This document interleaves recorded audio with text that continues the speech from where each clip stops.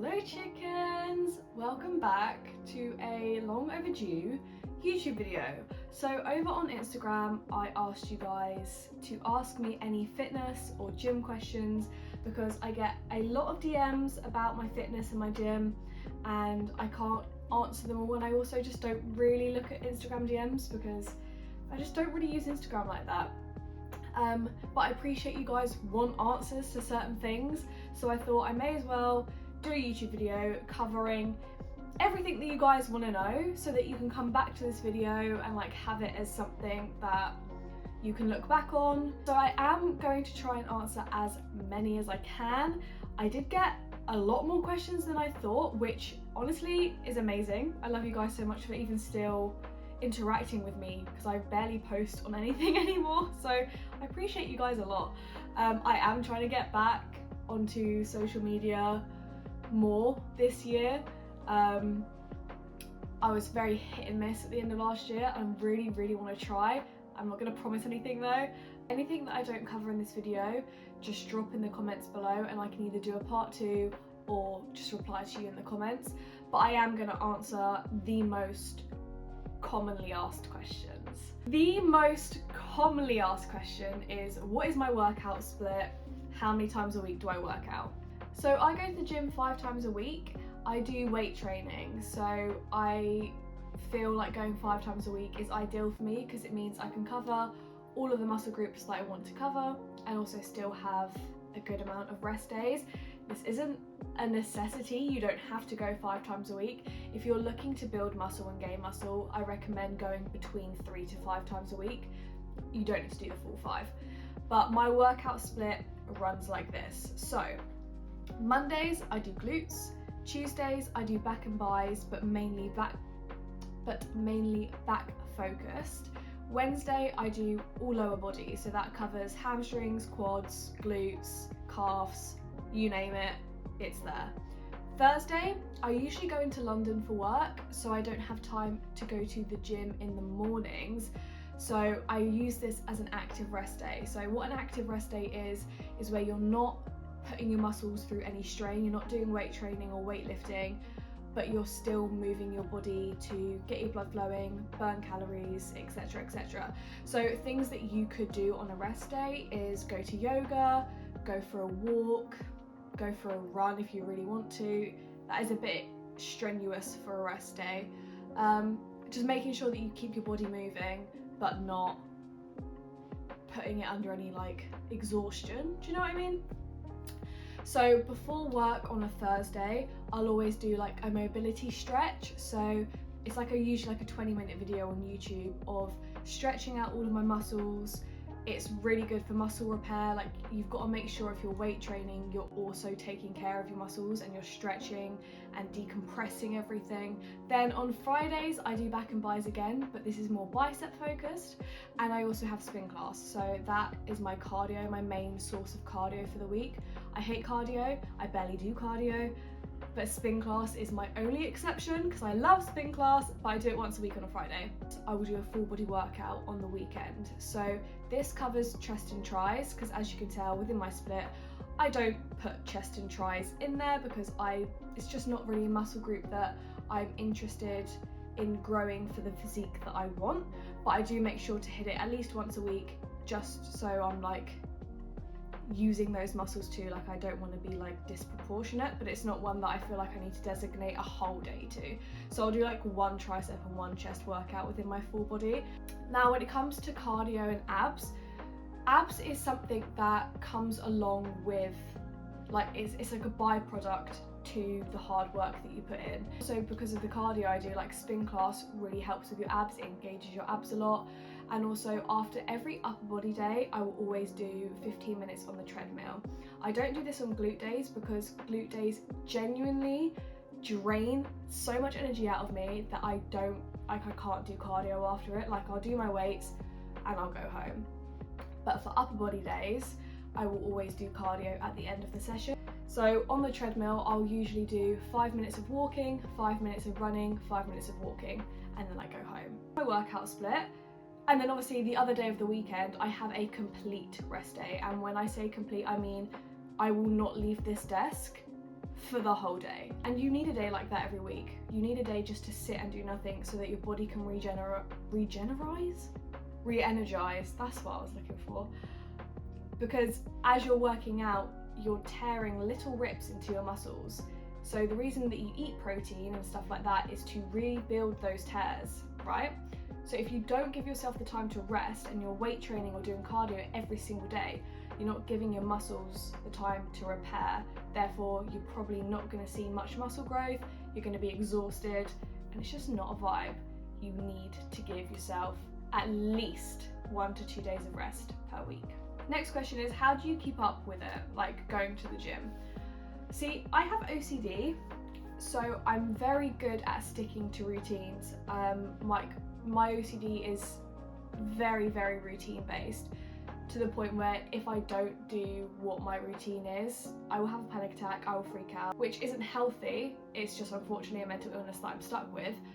But that does help with the consistency at the gym because it's part of my morning. Obviously that's not the case for everybody. So one of my biggest tips is to be able to stick with it, is to go in the morning. I cannot stress this enough. I know not everyone's a morning person, and I'm not gonna be one of those annoying morning people that are like, you've got to be a morning person, it's so good. But gym wise, it's changed my whole gym experience. I used to go to the gym on my lunch break from work. That was so unproductive because by the time it got to lunchtime, I was hungry, I couldn't be arsed. You know when it's like, I just cannot be bothered to go to the gym right now. Whereas if you do it in the morning, you get up, you don't have time to think about it, you just get up, get out the door, go, you bash it out in the morning, and then you come back and you have the whole day to do whatever you want. I also find going to the gym in the middle of the day, it also puts a strain on the rest of your day because you're like, oh, I can't do this because I've got to fit in the gym at some point. It's just a mess. So if you have the time, or you have the privilege to be able to go to the gyms in the morning before work, before school, before whatever you do, I would highly, highly recommend it, because you not only do you then feel great for the rest of the day, you also know that that's it, it's done. I don't have to worry about it, I've done my bit. But also making sure that you're doing exercises you enjoy. I used to dread the gym because I used to do exercises that literally made me want to cry in the middle of the gym. And then I started finding exercises that, obviously, no exercise is fun, but I found exercises that I didn't hate doing. So it meant going to the gym was no longer a chore. It was like I feel like I can do this. I feel excited to do this today. There's so many exercises out there that I didn't even know existed. For example, I hate Bulgarian split squats with a burning passion, so I don't do them. Okay, that's a lie. I do them now because I've sort of come to love them, but there was a point where I hated them so much, so I just didn't do them. There's no point going to the gym doing something that you literally despise, because there is so many other ways that you can work on that muscle group that isn't doing that exact exercise. So instead of Bulgarian split squats, I used to do reverse lunges on the Smith machine. But a reverse lunge on the Smith machine targets the exact same muscle group and it's basically the exact same movement without all the faff and with less pain. To summarise the tips, try going in the morning, get it over and done with for the day. Find exercises that you enjoy doing. And a third one, have an outfit that you like. This sounds so stupid. The days that I'm dressed in a really cute gym outfit, I do better. I don't know what it is. I don't know if it's like a placebo thing. I really don't know. But if I love my gym fit, I'm so much more confident in the gym. Right, I've had a lot of questions about diet, eating healthy, how do you eat healthy, how do you stay on diet, and all of that. So, how do you eat healthy? It's all about balance. There is no food group that I do not eat, okay? Also, bit of a broadcast here, I was vegetarian for 3 years. As of literally 2 weeks, I think it's been 2 weeks now, I've started to reintroduce meat back into my diet. This is purely because I'm anemic, so I was advised by the doctors that I shouldn't be vegetarian anymore, But at that point where I was told that, I was like, nope, like wasn't even an option for me. Like I wanted to be vegetarian. There's many reasons why I've been vegetarian, but as that time's gone on, I've realised my body just needs meat, unfortunately. Like, being vegetarian isn't suited for everyone, and so I listen to my body and I'm giving it what it needs. So just thought I'd put that out there, because I am gonna eventually list things I eat now, and meat will be included. I don't want you guys being like, thought she was vegetarian. I was until like literally 2 weeks ago. There are so many things out there saying you need to cut carbs, you need to cut fats, blah, blah, blah. It's all a load of bollocks. Obviously certain things work for certain people, but the best thing for your body is to give yourself bits of everything. You want to make sure with every meal that you have a good source of carbohydrates, you have a good source of protein, and you have a good source of fats. Fats being healthy fats. And I think a lot of people get really scared with the word fat, and they think, oh my god, like that's so high in fat, like an avocado. Or they're healthy fats. They are good for your body and your muscles need that. And also cutting out carbohydrates, which is something that a lot of people think they should do to slim down, is not ideal. Obviously, I'm not telling you to go and eat 5 loaves of bread, 7 potatoes, and you know, the whole of McDonald's chips. Like, I'm not saying that. But if you're weight training or doing cardio and you're not eating carbohydrates, your body is going to crash. You're probably not going to see any results because you don't have the energy to actually build the muscle, and you don't have the right nutrients to repair the muscles. And honestly, you're just going to be depressed, sad, probably very cranky, snappy, and it's just not the vibe. So how do I eat healthy? Like I said, it's all about balance. I still treat myself when I want to treat myself. I don't restrict anything that I want. If I want something, I will have it, because you are allowed anything in moderation. You can have bits of these things every single day and still see results. The best thing for this is an 80-20 diet. So 80% whole foods, healthy foods, pure foods, 20% whatever the fuck you want, okay? And also I make sure I eat healthy foods that I like. So what I'm gonna do is I'm gonna pop on the screen a list of my favorite healthy breakfasts, my favorite healthy lunches, my favorite healthy dinners, and my favorite healthy snacks. Right, also with your diet, we're gonna get a little bit scientific here. It's not scientific at all. So a lot of people ask, like, how do I know how much to eat, how much protein? And that was another very, very common question. How much protein do I eat per day? So I, for myself, eat between 120 and 140 grams of protein per day. The way that you can figure this out, so if you're just starting with the gym and you just need like a starting amount of protein to have like a goal for, take your body weight in kg and times that by 1.5. Try and hit around that. So say if you're 70 kg, times that by 1.5, quick maths, 105, that's probably wrong. You can correct me in the comments if I'm wrong. So let's say 105 grams of protein is your protein goal. If you can get anywhere between 90 and 110, you're chilling, okay? It's not like a set thing, like you have to eat this much. The 1.5 times your weight is just a rough guide to make sure that you'll be eating enough to repair your muscles. Now for your diet, there's 3 results that you'll want from this. That's either to gain weight, maintain weight, lose weight, okay? If you're looking to gain weight, you need to be in a calorie surplus. So this means you need to be eating more than you're burning. If you're maintenance, that means you need to be eating the same amount you're burning. And if you're in a calorie deficit, if you want to lose weight, that'd be a calorie deficit. And that means that you need to be eating less than you burn. This does not mean starving yourself. Do not do that. So with a calorie surplus, this is also good if you're looking to gain muscle, but you don't want to gain fat. So that's what I'm doing right now. I'm in a journey where I'm trying to gain muscle, but I don't really want to gain fat. So for this, I'm in a 10 to 20% calorie surplus. So let's break it down.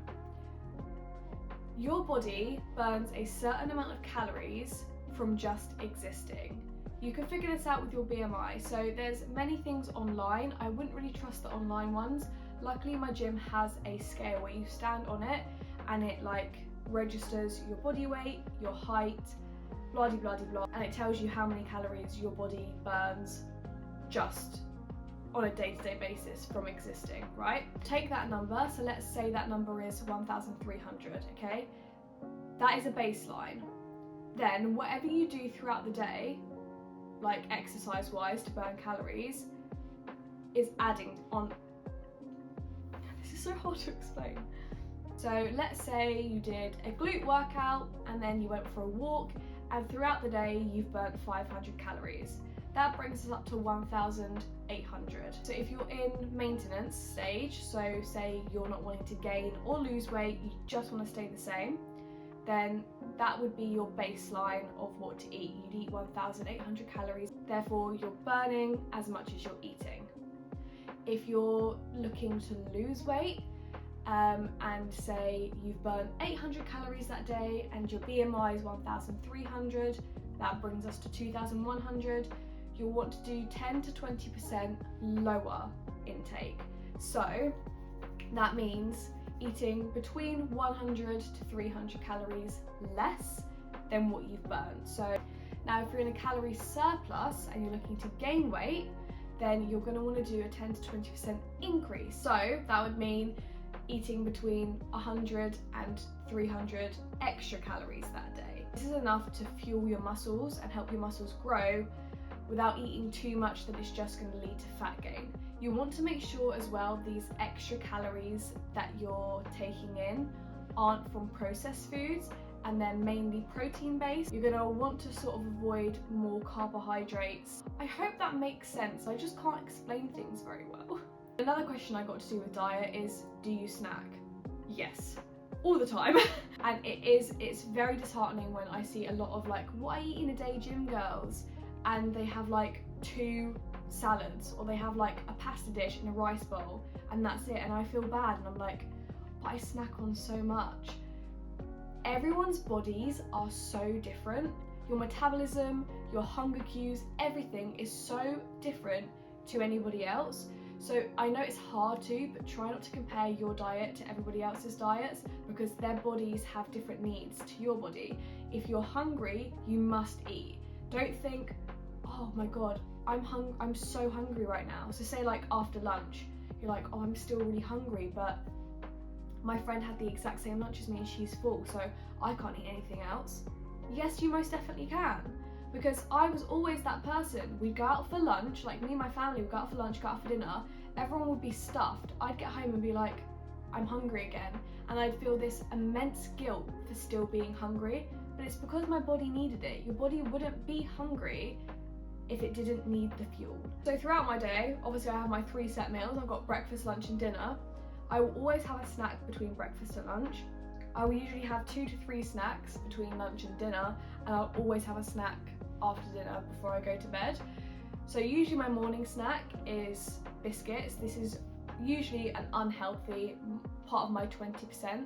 I'll usually have some chocolate biscuits or I'll have a pastry. Then my afternoon snacks usually consist of things a bit more pure. So I'll have either like a yogurt with fruit or I'll have a Baby Bell. Baby Bells are the best high protein snack ever. Some like cheese or whatever. A lot of the time I'll have a packet of crisps or popcorn or something like that. I always have an afternoon coffee, so I'll always have something with my coffee, whether that be another little biscuit or a protein bar. And then after dinner, I always have a protein pudding or a protein yogurt. What do I do if I can't go outside or get to the gym? At-home workouts will be your best friend. Gains by Brains is the best workout channel ever.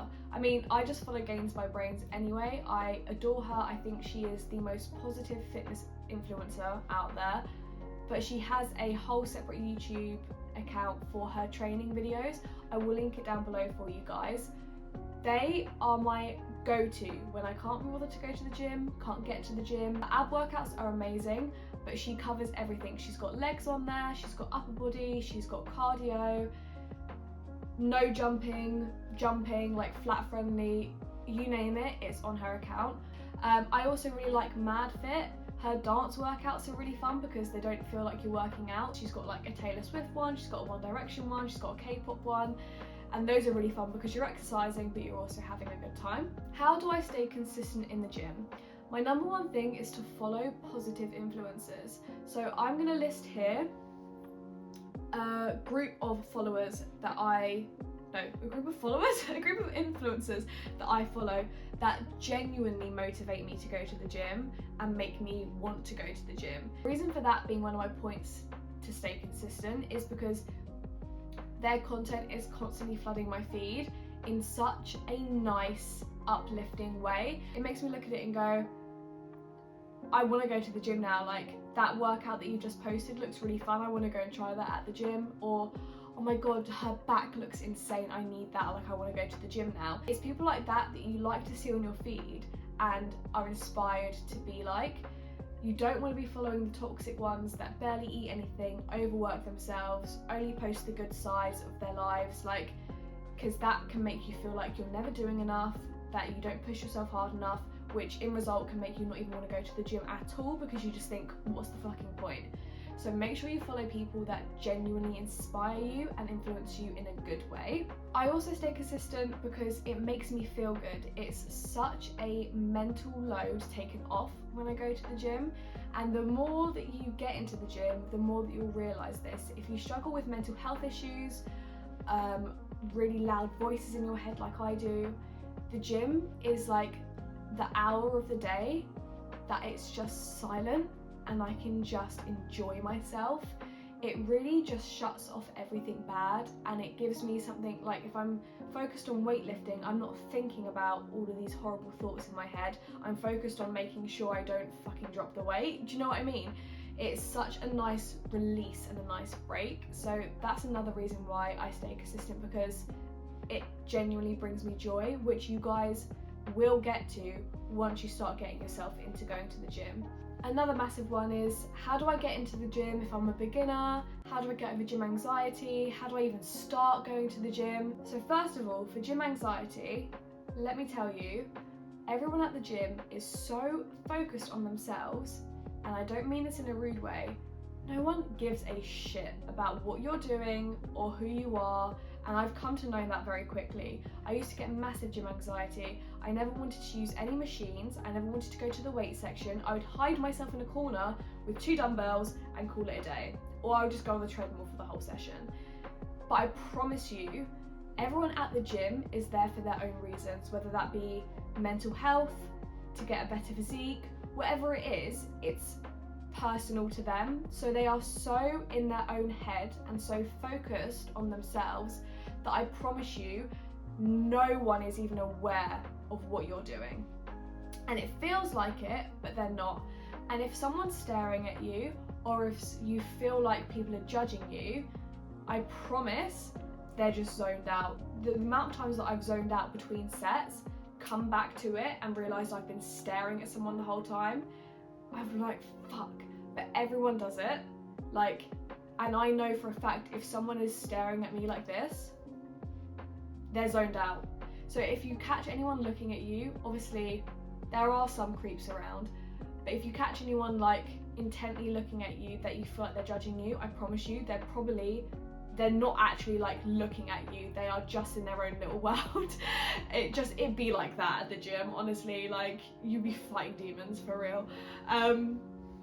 So start by going once or twice a week just to get yourself familiar with the equipment. If you can / want to, maybe take a friend that has been to the gym before. Then, as embarrassed as you might feel, just go around the gym, try out different machines, figure out how to use them. There are so many tutorials on YouTube, TikTok and all of that will show you how to use certain equipment. So if you're too scared to go to the gym and sort of figure it out, Look at those videos beforehand, and then when you get to the gym, you can familiarise yourself with the equipment and be like, right, I know how to use that because I saw this influencer use it, so I'll go and do that because that's something I know that I can do. If for the first month or so you don't even want to step anywhere near the equipment, then get yourself 2 dumbbells and hide yourself in a corner like I did. And there are so many dumbbell only workouts on social media nowadays. If you search up glute dumbbell only workout or upper body dumbbell workout, there will be something that you can get used to the environment of the gym but keep to your own space. How long should I go to the gym for? Now, this is entirely up to you. A lot of people also ask, how long do I go to the gym for? I'm usually there for about an hour and a half, sometimes 2 hours, depending on only if it's busy and I haven't been able to get to the equipment I need to get to. But if I'm weightlifting, I'm only usually there for about an hour and a half.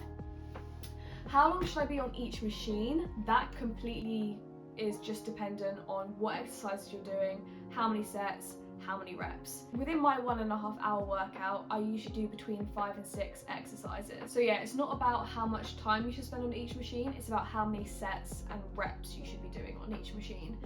Also, another thing that I got asked was, how did I figure out or start with progressive overload? Now, if you don't know what progressive overload is, it's basically where you increase your weight that you're using, but you do less reps. So this really helps build muscle. You can still build muscle if you're not doing progressive overload, but it basically, if you're at like a plateau of muscle gain where you're not really gaining any muscle anymore, then going into progressive overload is literally the thing for you. It means increasing the weight that you're lifting to the point where you cannot lift any more reps once you're finished, right? So usually for like normal weightlifting, sets are about 3 sets of 10 reps, whereas with progressive overload, you're looking to do more 3 sets of 6 to 8 reps. Now, this is because you're lifting a heavier weight, you're exhausting the muscle more, so you're not able to do as much movement. With progressive overload, you want to make sure by that 8th rep, you feel like you have no more left in you. If you get to your 8th rep and you think, I could do another 2 reps, you're not lifting heavy enough, go heavier. If you're only making it to 5 reps and you're thinking, I can't even get a 6th rep out of this, go lighter. What do you eat for protein? How much protein do you eat? Protein sources, please. How do I get enough protein? Protein. So, like I said earlier, I eat between 120 and 140 grams of protein per day. I was doing this as well when I was vegetarian.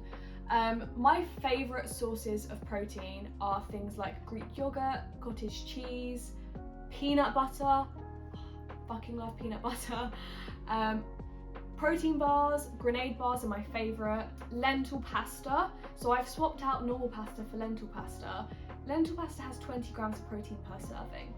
And it's still pasta, like it's just made out of lentils instead, because lentils, I can't eat lentils just as lentils because I find them gross. But lentil pasta, banging.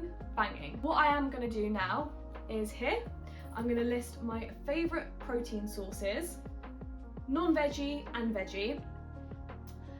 But if you're making sure to include one of these for each meal, so you need to make sure you're getting protein in every single meal. So I don't like protein shakes. One of the questions I got was, what protein powder do you use and what do you recommend? When I used to buy protein powder, I used to get the bulk powders. These are actually very yummy. I do recommend these. Bulk always have some sort of sale on as well, so they're quite affordable. Their protein bars as well are very nice. When will I start seeing results? So for me personally, after I started going to the gym like properly and consistently, I started seeing results after about 3 months. You've got to remember that things like the gym and fitness are not a quick fix. Like if you do a glute workout, you're not going to have big juicy glutes the next morning, unfortunately. And although it may not happen overnight, when you do start to finally see results, it's the most rewarding thing ever. So you've just got to be patient with it. I know it's so horrible if you've been going to the gym for like a month consistently and you're looking in the mirror and you're like, I feel like I see no changes. it's because they're all internal changes. Like, you've got to give your body time to adjust to this, to rebuild your muscle tissue and all of that. Like I said, it was around 3 months until I started seeing a little bit of glute growth, a little bit of toning in the abs. But now that I'm like nearly a year into my fitness journey, I look back on old pictures and videos and I'm like, wow, like I'm swole. No, I'm not. I'm literally so bulky. No, I wish. But you will start to see results months down the line. It won't be instant, unfortunately. What is your ab workout? I train abs like 2 to 3 times a week. So for this, I won't do like the ones on like the machines or anything because they stress me out. I just like to do, I also don't really do abs at the gym. I do abs at home. So 2 to 3 times a week on my lunch break, if I've got the energy, I'll do a gains by brains like 6-minute ab workout, 10-minute ab workout. I never spend more than probably 10 minutes on my abs because I hate ab workouts. I think everyone does, but honestly it makes a difference. Like if you do like 3 10-minute ab workouts per week, you will start seeing results as long as you're matching it with your diet. Like unfortunately with like your stomach area, a lot of that toning up, if you don't have like a super fast metabolism, is down to what you eat more so than the workouts you're doing. So, but like I said, if you're having an 80-20 balanced diet and you're doing ab workouts, you will definitely start to see results. Hello, Editing Cassidy here. I realised I didn't even answer any questions about glutes, and I literally thought I did and I didn't, and that's probably one of the main questions everyone wants answered. So I'm going to do a really quick like glute recap. If you follow my fitness Instagram, I'll be talking about glutes a lot more over there, but it's Cass_fitness. I'll tag it, I'll link it below. Anyway, I need to stop rambling. Top tips for growing your glutes. Lift heavy. You want to make sure that you are struggling with your glute exercises. Like you don't want to be lifting light and you don't want to be finding it easy. The only way you're going to grow your glutes is by proper pushing yourself in the gym. My second is only doing 2 glute days. I used to do 3, and I try and do 4 glute days. It's not beneficial and it's not gonna make your glutes grow any faster. If you focus on doing 2 more intense glute days, then you will see more progress quicker than if you're doing 3 to 4 half-assed glute days. So there we go. Another tip is you must eat. Like you need to eat quite a bit to grow your glutes. Like I'm in a calorie surplus at the moment because I'm trying to grow a big bunda. So yeah, if you're doing all this hard work in the gym and you're getting home and you're not really eating anything, you're not hitting your protein goals, you will not see any progress in your glutes. My favourite glute exercises that I personally think have grown my glutes, it's a fucking tongue twister at this point, the best are Cas glute bridges, cable kickbacks, hip abductions, reverse lunges, and RDLs. They are my 5 go-to glute exercises that I do. I used to do like step ups and stuff and Bulgarian split squats, and like yeah, they're good, and I think it'll be different for everybody, but those 5 are my top that I personally believe have helped grow my glutes the most. And also they're like 5 that I don't hate doing. I mean, I hate doing Cas glute bridges, but those are the 5 exercises for your glutes that I highly recommend and have seen the best results with. So yeah, sorry, goodbye. Right, I'm gonna have to wrap this up because I've been talking for way too long, but I really hope this video was helpful. Sorry for rambling, I'm literally such a yapper, like literally no one ordered a yappuccino, I need to shut up. I love you all very much and I hope this advice helped. Goodbye!